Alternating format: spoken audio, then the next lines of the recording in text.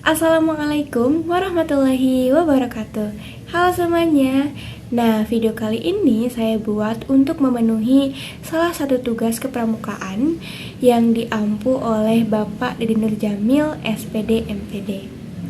Saya ditugaskan untuk memberitahukan informasi kepada teman-teman semuanya mengenai profil dari Bapak Haji Masudi dan pengalaman apa saja yang telah saya alami tentang kepramukaan dari SD, SMP, sampai dengan SMA. Nah, sebelum itu, izinkan saya untuk memperkenalkan diri saya.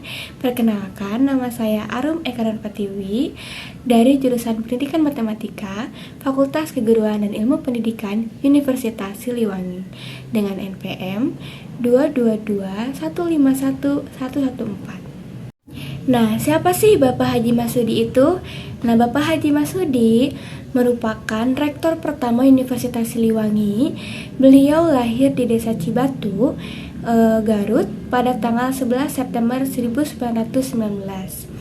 Nah, beliau wafat pada tanggal 22 Juni 2005.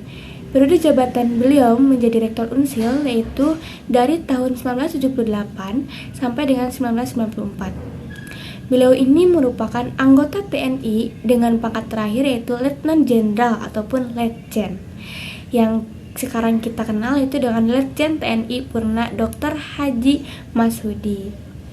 Nah, beliau juga merupakan Gubernur Jawa Barat pada tahun 1960 sampai dengan 1972. Dan beliau juga merupakan Wakil Ketua MPRS pada tahun 1967 sampai dengan 1972.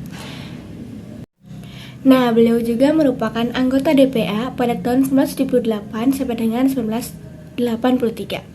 Beliau juga merupakan Ketua Kuarnas Gerakan Pramuka pada tahun 1978 sampai dengan 1993 dan Wakil Ketua Kuarnas Gerakan Pramuka pada tahun 1974 sampai dengan 1978. Beliau merupakan Ketua Kuarti Daerah Gerakan Pramuka Jabar pada tahun 1974 dan Ketua Majelis Pembimbing Pramuka Jawa Barat pada tahun 1960 sampai dengan 1970 dan Wakil Ketua MPRS pada tahun 1966 sampai dengan 1972.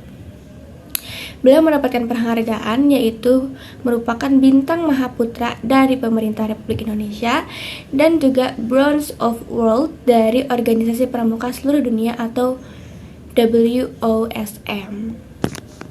Seperti itulah profil dari Bapak Haji Masudi yang merupakan rektor pertama Universitas Siliwangi. Nah, selanjutnya kita bercerita mengenai pengalaman yang saya alami tentang pramuka dari SD, SMP, terus SMA. Yang pertama SD. Untuk SD, pramuka dulu tuh diadakan waktu angkatan saya itu selalu hari Sabtu kalau nggak salah ya. Selalu hari Sabtu dan ada pembimbing pramuka. Waktu itu pramuka saya tuh itu sangat berkesan bagi saya waktu SD karena kebanyakan kita tuh berpetualang. Saya paling gak suka waktu SD tuh kepramukaan yang diberikan teori-teori seperti semapur, sandi morse seperti itu. Saya paling gak suka PBB kayak gitu-gitu kan. Aku paling gak suka. Terus yang paling aku suka dan tunggu-tunggu tuh waktu pramuka SD tuh yaitu petualang. Dulu tuh selalu petualang belusukan-belusukan ke kebun-kebun kayak gitu-gitu, kayak nyebrang sungai gitu. Nah, belusukan-belusukan ini yang paling saya tunggu-tunggu gitu dan satu hal yang seru karena kita tuh belusukan-belusukan ke daerah-daerah yang mana yang masih dekat sama rumah aku sama SD aku gitu kan. Itu di ke daerah Benteng gitu kan. Nah, di sana kan masih banyak kayak bukan pelosok ya, sebenarnya kayak kebun-kebun lah, kayak kebun awi, kebun salak gitu kan.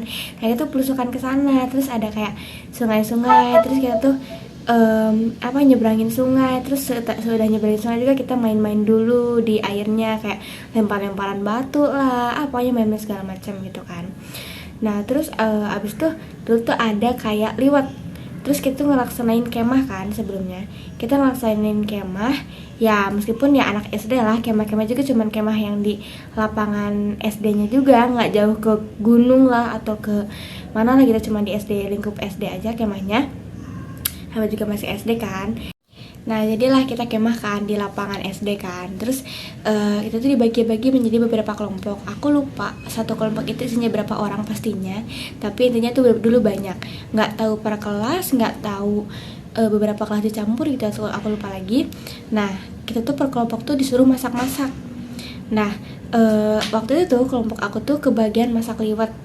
Kita masak liwet itu di Magicom, di ruangan kelas itu kan buat nyolokinnya. Nah, namanya juga anak SD ya, kita tuh sok-sokan itu, sok tahu lah gitu masak liwet tuh kayak gimana. Hasil tanya-tanya pun prakteknya tuh ya gak tahu gitu kayak gimana bikin liwet tuh gitu kan. Kayak emang iya bikin liwet kayak gini gitu kan dulu tuh. Bikinlah liwet. Hasil dari beras yang kita kumpulin, kita ada Magicom punya teman aku itu kecil, nggak kecil nggak gede, kayak sedang gitu kan. Dengan anggota yang banyak, otomatis beras juga banyak kan yang kita kumpulin. Terus bikin nasi banyak juga kan.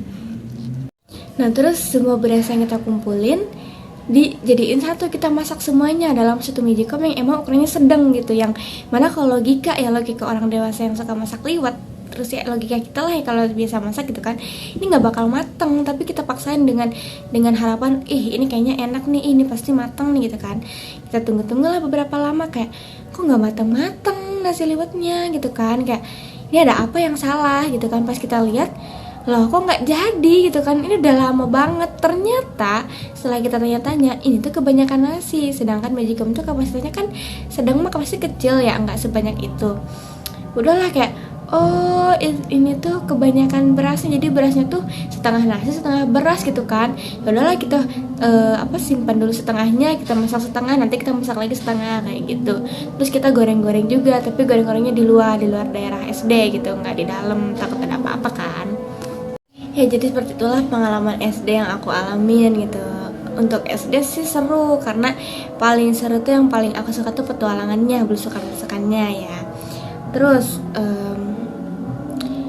untuk SMP, nah untuk SMP ini nggak ada petualangan. Dulu tuh aku bertanya-tanya kayak, kok ini pramuka tapi nggak ada petualangannya ya gitu kan. Ternyata dulu tuh emang mau ada rencana kayak petualangan, main itu kan kemah. Cuman waktu minta izin kepada kepala sekolah itu tuh nggak dikasih izin. Mungkin karena takut hal-hal yang nggak diinginkan terjadi gitu kan. Ya udahlah kita cuma kemah di daerah ya SMP aja gitu, nggak kemana-mana. Kemah pun cuma di lapang SMP-nya aja. Terus juga waktu SMP tuh aku merupakan anggota inti dari pramukanya. Terus waktu itu kelas 7 kan diwajibkan kan. Nah waktu SMP itu kita tuh diwajibkan waktu kelas 7 untuk mengikuti pramuka. Nah sudah kelas 8, 9 itu kayak nggak ada pramuka, cuman boleh untuk menjadi pramuka inti. Nah aku tuh dulu ikut pramuka inti, padahal waktu kelas 7 aku kayak aku pengen pulang gitu. Itu hal paling males waktu pramuka waktu kelas 7, kayak aku pengen pulang, males banget. Tapi ternyata pas aku udah jadi anggota inti waktu kelas 8, 9 tuh seru banget gitu kan. Kayak aku pulang sore, kita main-main sama teman-teman gitu. Bahkan kemah di daerah lingkungan sekolah tanpa direncanakan dari proker gitu, itu cuma di luar kayak sama guru pembimbing pramukanya kayak nanti malam ini kita kemah yuk di sekolah gitu kan. Itu jadi dulu aku merupakan pramuka inti. Terus juga dulu pernah kayak seru-seruan senam bareng pagi-paginya gitu kan abis kemah tuh. Ya pokoknya seru banget waktu SMP.